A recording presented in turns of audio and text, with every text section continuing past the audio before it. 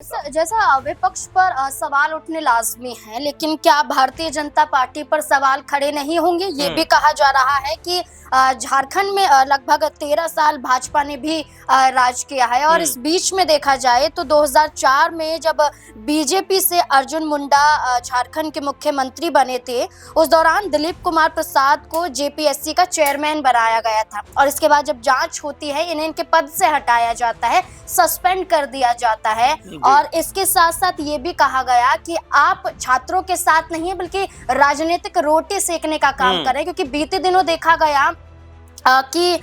खुद बाबूलाल मरांडी सामने आते हैं, झारखंड बंद का ऐलान करने की बात करते हैं और ये तक कहते हुए नजर आते हैं आज सुबह ही कि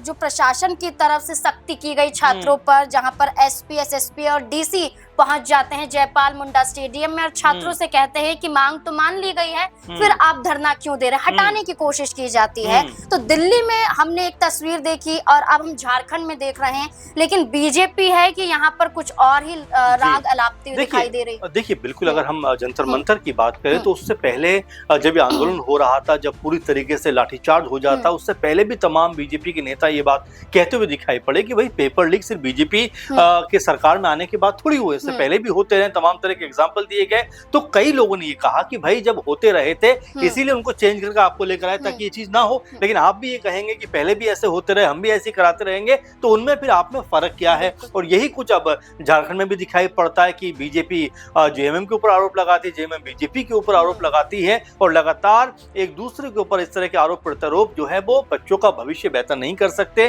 जो छात्रों की मांग है वो कह सकते हैं पूरी नहीं हो सकती, क्योंकि सिस्टम सुधारने की बात है, जो गड़बड़ी लगातार हो रही है उसको रोकने की बात है, जो पेपर लीक हो रहे हैं उस पे अंकुश लगाने की बात है और जो एक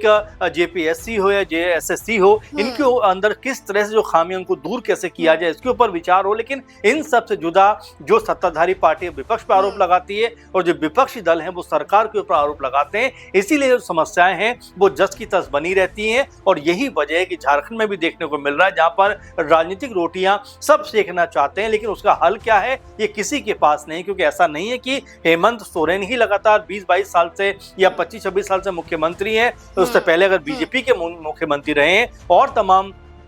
जो दल हैं वो सरकारों में रहे, यहाँ तक कि बीजेपी और जेएमएम की समर्थित सरकार भी रही है, तो ये कह देना कि सिर्फ हेमंत सोरेन जिम्मेदार है, मेरे ख्याल से अब इसके ऊपर एक आपस में बैठकर कोई एक ऐसा निष्कर्ष निकालना चाहिए, एक रास्ता निकालना चाहिए, ताकि जो छात्र ये मांग कर रहे हैं उनकी न सिर्फ मांग पूरी हो बल्कि आने वाली जो परीक्षाएं हैं वो एक बेहतर माहौल में हो और साथ में जो बच्चों का अंदर डर है कि पेपर लीक हो जाएगा, गड़बड़ी हो जाएगी, वो कम से कम खत्म हो।